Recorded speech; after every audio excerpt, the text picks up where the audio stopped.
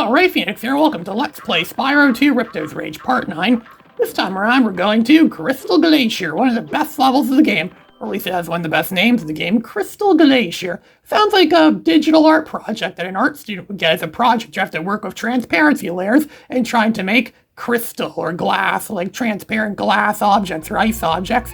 And that's kind of what we see in this level, where we see these multicolored gems and all this ice that's everywhere, or these people. These are pretty much the same characters we saw in the Skylos Badlands level, but this time around, they live in an ice world, kind of the opposite of what they lived in Skylos Badlands. It's all icy. It's like an icy version of Skylos Badlands. Only there's no... Actually, there are something that's kind of like the lava lizards in this level. Well, it's ice themed because it's obviously an ice level. So we talk to this guy, he's an ice builder. I guess they're like ice climbers or something like that. Ice builder. And he's clearly voiced by the same guy who voices SpongeBob. He sounds exactly the same as SpongeBob. In fact, a lot of these characters in this game sound like SpongeBob for some reason. Spyro's universe seems to be overly dominated by people that sound like SpongeBob. Imagine that, a universe dominated by people that sound like SpongeBob. Imagine what our universe would be like if everyone sounded like SpongeBob. So these ice builders are going to come together here. They're going to jump on that bone thing, which will serve as a catapult, and we got catapulted across the chasm. So now we can fight these ice wizards. I think those things are called ice wizards. The only logical weapon to really use against them is, of course, Spyro's flame breath, because flames, melt ice. Fire melts ice. And these guys are obviously frozen in ice, but we can save them thanks to Spyro and his flame breath. Charging into them does nothing. Spyro's not strong enough to break the ice. I'm sure if you were an adult dragon, you might be able to break them, but Spyro just isn't that powerful yet. The music in this level is really awesome. It sounds very relaxed, and yet gives you a sense that there's something, some sort of conflict or something is going on. I remember there was a piece of music in the Q*bert game for the Sega Dreamcast that sounded pretty much the same as this, or very similar to this. I remember hearing this music thinking, was this also in Spyro 2? So I was trying to figure out how to play Q*bert on the Sega Dreamcast. The controls are really abysmal. That is until you find out you're supposed to hold the controller diagonally. Supposed to hold the controller diagonally in Q*bert. A lot of people didn't seem to know that, which is why a lot of people seem to hate the game. I wonder if that's why the irate gamer hated the Q*bert on the NES. You just didn't know you were supposed to hold the controller sideways, and you'd only know that if you read the instructions. And of course, most people didn't keep the instructions to their NES games. Most people just threw those things out.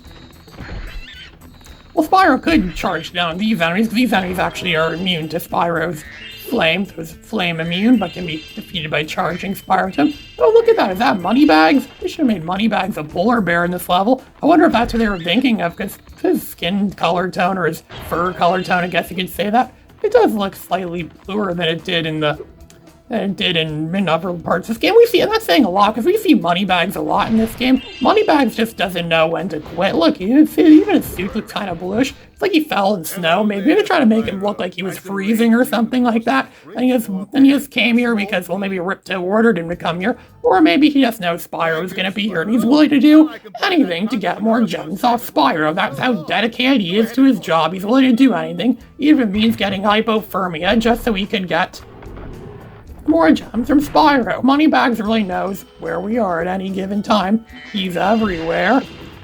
We'll always see him everywhere.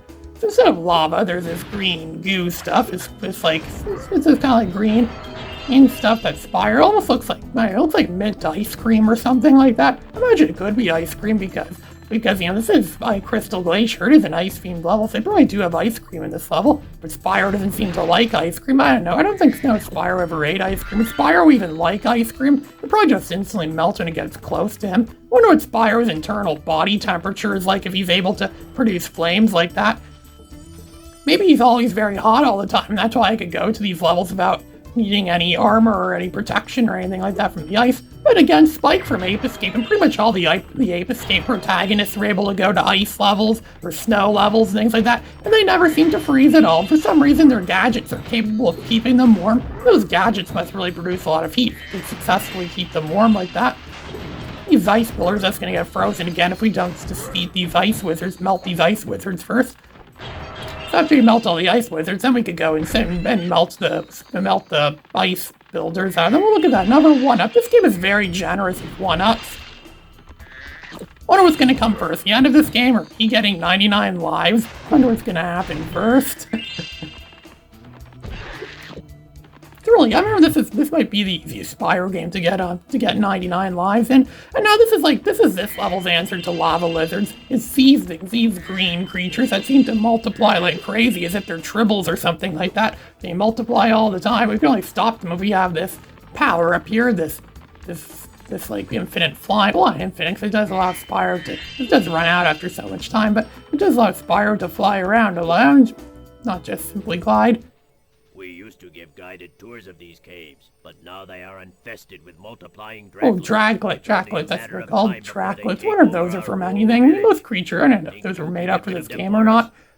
Maybe they are some creature that existed something. Maybe like gremlins or something like that. They seem to be infesting them when they say they multiply. They'll continue to multiply quickly, rapidly, just like mice. So we could jump into this thing, we could go flying around, and then we could flame all of them. They only seem to be killed by flames. Our flames did nothing to them earlier, but for some reason after you get this flying power-up, it makes it so our flames seem to kill them. They seem to be their mortal weakness. But only when we're able to fly. You know, maybe flying in this game does do something to Spyro's breath, making it, you know, more powerful or something like that. This level also makes me think of Spyro Season of Ice. That was one of the only Spyro games, one of the only post-PS1 Spyro games I've ever played on the GBA, Spyro Season of Ice. It was kind of I remember it was like an isometric Spyro game, kind of like Sonic Isometric Blast, where it was like a game that plays in an isometric playing field, but it's Spyro. It's almost like, imagine if they made Spyro games for the Sega Genesis. That's what like GBA Spyro games are like. Spyro if he was on the Sega Genesis. Imagine that, if he came out so many years earlier and they put his games on Genesis, and they were like, you know, those isometric games were made to be 2D platforms, and so those were more common back in the days of the Genesis.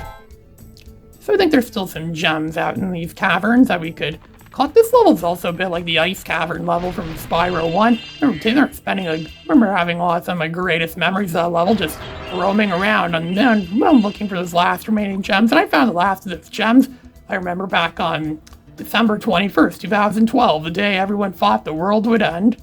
I don't think I played Spyro too much in 2012. I played Spyro 1 quite a bit, and I played Spyro 3 a lot because I got Spyro 3 in 2012, which also happened to be Year of the Dragon. I did play Spyro 1 a bit too, because I only got that game the year before. I didn't really play it as much. I want to familiarize myself with it some more.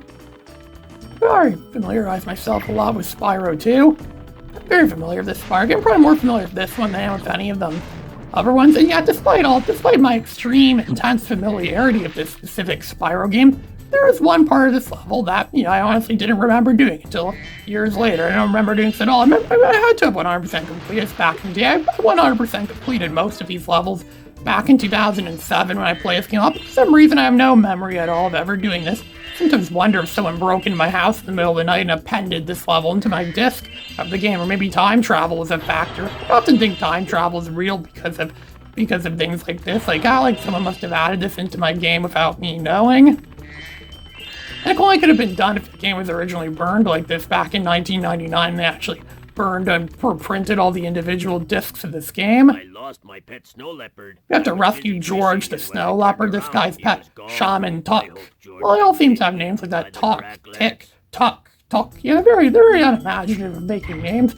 I wonder what their population is. There's probably a lot of them that have the same name. And then doesn't really, if everyone had the same name, then it'd be hard to identify who everyone is. So this is actually, I thought this was challenging when I played this, and over this thing I have absolutely no memory of ever doing. You actually just have to fry these fish that come up, and it's going to lure George. And because George seems to love fish, it seems to be his favorite food, I think. Maybe it's because the only food he's allowed to have, whatever foods they have in this level. I doubt they have cows in this level. I mean, they did have cows in the Spyro franchise. They're not really so much in this game. Okay, George is actually walking all the way over there. Now he's actually walking back towards ours. Looks like he's waiting for some fish. I'll get him some fish fries. Oh, what? You don't want the fish, George? You don't want this fish I got for you? Okay, good. Eat fish. Eat the fish, the raw fish. Look at that. He's just gonna walk back here. It's like you just have to... No, George, come over here. He just doesn't want to... I wonder why he ran away from his owner. Pets don't usually run away from their owners intentionally. Sometimes they do, but in this case, maybe his owner did something to him that he doesn't like, or that he's, you know, maybe he served some kind of purpose. Maybe he's a snow leopard. But why would someone have a pet snow leopard? I don't know. What do snow leopards do anyways? What's their purpose anyways? Is he related to Hunter? No, Hunter's a cheetah, not a leopard. Oh, I think I know how was gonna happen. You know that I gave him so much fish. I think he yearned loyalty to me. Oh, I get it now. He yearned loyalty to me, so now when I walk around, he follows. He probably sees me now as, oh, this is the guy who gave me all this fish. Yeah, and after I give him to the owner, he's not going to want to stay with his owner anymore. He's probably just going to run away again just so he could hang out with what he thinks is his real owner. Spyro. Spyro gave me more fish than my owner ever did. So of course I'm going to be with Spyro. You found George. I'm so glad he's just going to say like, oh, we're so grateful for you. There's only one way I could possibly pay you. No, I'm not going to give you any cash. Why would I give you cash? You use this cash, Navalar. I'm just going to give you an orb. There, now I got both orbs from this level. I think there's still some gems that I've not collected yet in this level, and then after I have the talisman, and this is actually one of the shortest levels in the game, I think. This level's actually a lot shorter than some of the others. This is more like a breath of fresh air, considering some of the other stuff we'll be doing in some of the other levels. Like the nightmare that's going to be Zephyr. Zephyr could be a real nightmare of trying to find absolutely everything in that level. Thanks, Spyro. Ogie always ends up being the last one that you rescue. Doesn't matter what order you do them. The last one's always going to say his name is Ogie the Ice Builder. He's going to say that same line of dialogue. Hey, Spyro, I'm going to roll this thing down.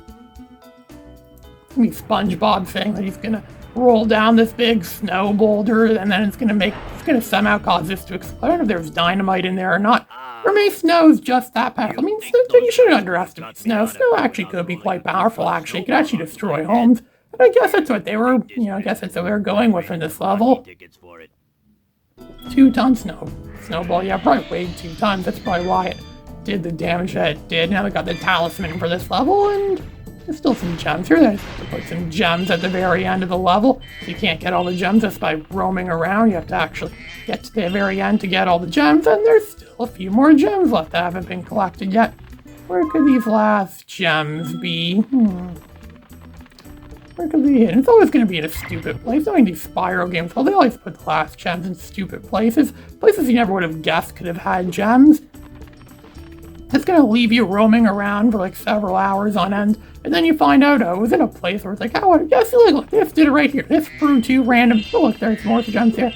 Just hid them around that building thinking, yeah, let's just put them here and hope our players are going to be so stupid they're not going to know where those are. Well, I got everything now. The joke's on them because I've collected all the gems in this level now, so I can just run to the end of 25 lives, about a quarter of the total amount of lives you're allowed to have in this game, because you can only have 99 at most. Now we did this, they could. I also like how this level has like continuity of other levels in the game. I mentioned he has tickets for tonight's hockey game, Colossus Valley, which is a reference to the Colossus level of this game, which is a level where we played hockey at earlier. So I think it's really cool they actually reference other levels in this game. And we're going to see more of that in some of the next levels as well too. I think that's a pretty impressive idea. They just don't get enough credit for doing that. If only more games did that. Ray Phoenix, signing out.